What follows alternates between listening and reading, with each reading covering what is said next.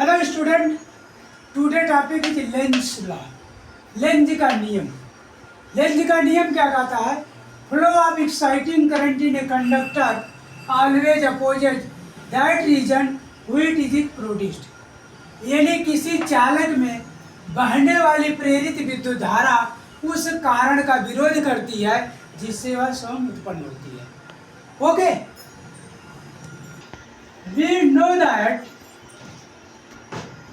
we know that E is equal to minus n d phi by dt. This is also called Faraday's Lenz law.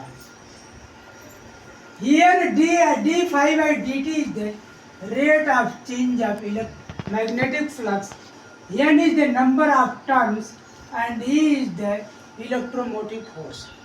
यानी कहने का मतलब है कि जब किसी चालक को किसी चुंबकीय क्षेत्र में रखा जाता है तो उसके फ्लक्स में परिवर्तन हो जाता है और उस फ्लक्स में परिवर्तन होने के कारण उसमें विद्युत धारा प्रवाहित होने लगती है जिसके कारण उसमें प्रेरित विद्युत बल उत्पन्न हो जाता है। ओके, और ये होता है E equal to minus N D phi by D T.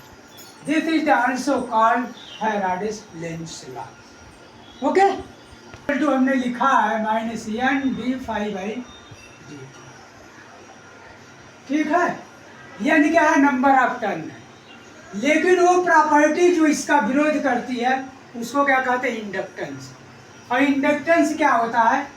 I phi directly proportional to I. Phi is directly proportional to आई।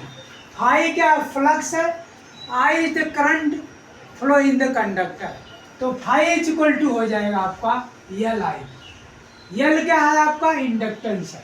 तो इंडक्टेंस वही वो प्रॉपर्टीज है जो उस कारण का, जिसके कारण वो विरोध करती है, जिसके कारण वो जो है जिससे उत्पन्न होती है, जिसके कारण वो विरोध करती है, वो तुम्हारा क्या कहलाता है? इंडक्टेंस कहलाता है।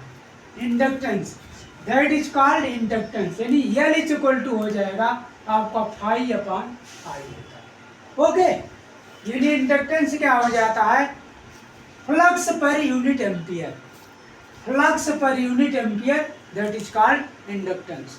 Okay, phi upon I. L क्या है तुम्हारा? इंडक्टेंस। क्या है? इंडक्टेंस। फाई क्या? मैग्नेटिक फ्लक्स है। क्या है? Magnetic flux. एंड आई जो है current flow in conductor. Current flow in conductor. तो इस तरह से वी कैन सी दैट कि inductance is defined as the ratio of flux to current. यानी flux per unit ampere that is called inductance. Unit of, इसकी unit होती है Henry यल, या वेबर। फ्लक्स का फाई का वेबर पर एम्पियर हो गया इसका, या इसको, इसकी यूनिट क्या होती है? इसकी यूनिट जो होती है आपका एच होता है हेनरी। इसको कैपिटल एच से डिनोट करते हैं। किससे करते हैं? कैपिटल एच से।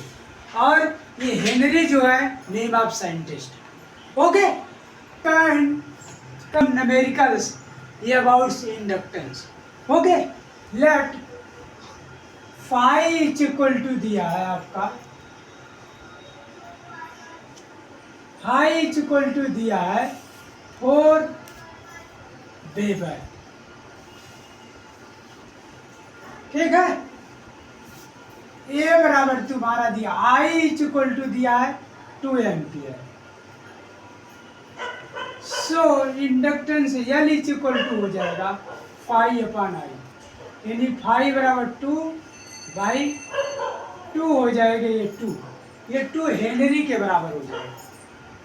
तो L is equal to phi upon I होता है। तो फाई इज इक्वल टू दिया 4 वेबर और I is equal to 2 ampere है। तो L is equal to phi upon I यहाँ इक्वल टू हो जाएगा 4 by 2 equal to 2 henry. Okay, this is the result. Now is equal to होता है minus N D phi by D T. Is equal to होता है minus N D five by D T. ये N is equal to दिया है 10, N is equal to 10 यानी number of turns दिया है, और फाइव दिया है 4, और T let T is equal to 2 second.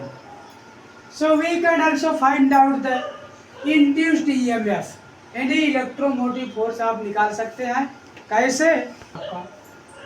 -10 गुणे 5 इज इक्वल टू 4 है,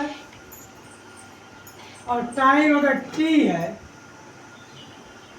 t इज इक्वल टू 2, ये आपका हो जाएगा 2 दूनी 4 -20 वोल्ट। क्या हो जाएगा? E इज इक्वल टू हो जाएगा -20 वोल्ट। अगर इसको हम मैग्नीट्यूड में लेंगे तो ये बराबर हो जाएगा 20। ये इलेक्ट्रोमोटिव फोर्स। ओके।